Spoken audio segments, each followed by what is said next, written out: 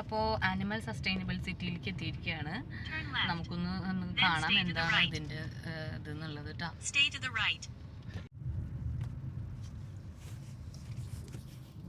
ഇതിൻ്റെ ചുറ്റും നല്ല ഭംഗിയുണ്ട് കാണാൻ. രണ്ട് സൈഡ് നല്ല സൂപ്പറായിട്ടുണ്ട്.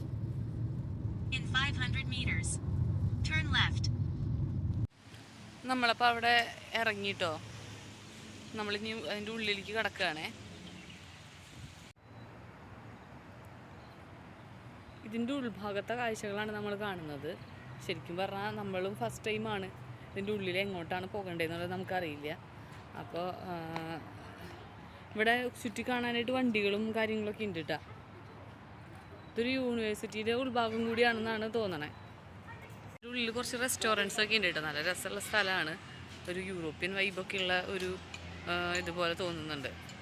കാരണം ഇവിടെയും കുറച്ച് ഇംഗ്ലീഷുകാരാണ്.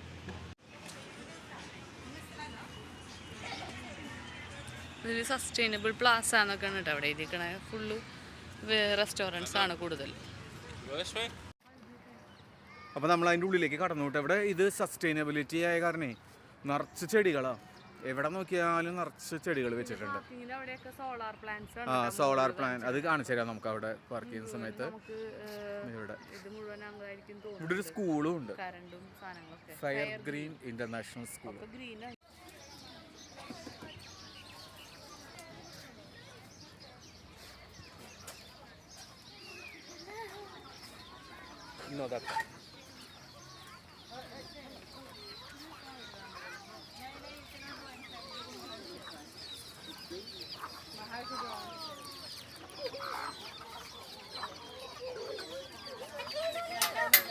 കോഴിക്കുട്ടികളൊക്കെ ഉണ്ട് ഇവിടെ നിറച്ച്.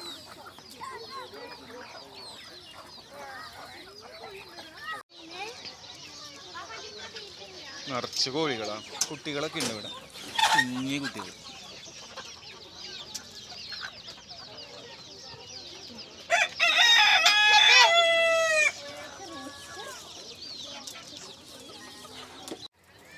ഇവിടെ ആടുണ്ട്. ആടിനെ കൂട്ടിലിട്ടിട്ടുണ്ട് അവർ. മുകളിൽ രണ്ടാട്, ഒരു പീക്കോക്ക് അതിൻ്റെ മുകളിൽ. പീലി വിടർത്തിട്ടൊന്നും.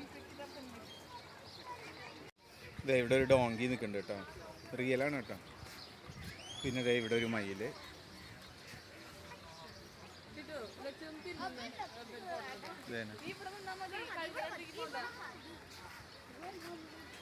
കണ്ടോ മയില്? ടിക്ടോക്കിലിടാം.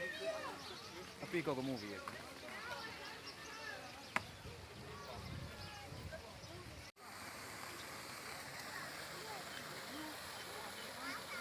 ഡക്ക് ഉണ്ട്. എല്ലാവരും വിശ്രമിക്കുകയാണ് അവിടെ. മുട്ടയുടെ ഇരിക്കുകയാണോ എന്ന് അറിയില്ല കേട്ടോ.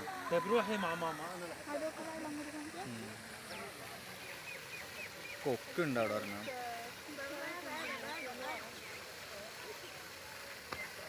തൊട്ടടുത്ത് കൂടെ ഒരു മയിൽ കേട്ടോ.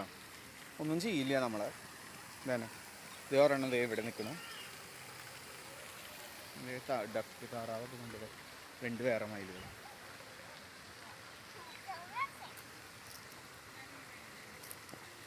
അടുത്തത് ഒരെണ്ണം.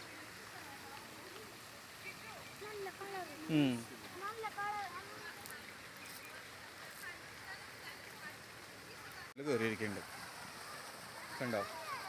പക്ഷെ ഇത് കാണാൻ ഭംഗിയൊന്നുമില്ല. ഇവിടെ നമുക്ക് കുതിരേനെ, ഇവിടെ ഒരു ഫാം പോലെ ഉണ്ട്. നമുക്ക് വേണമെങ്കിൽ കയറാം കുതിരപ്പുറത്ത്. ഇഷ്ടം പോലെ ഉണ്ട് ഇവിടെ.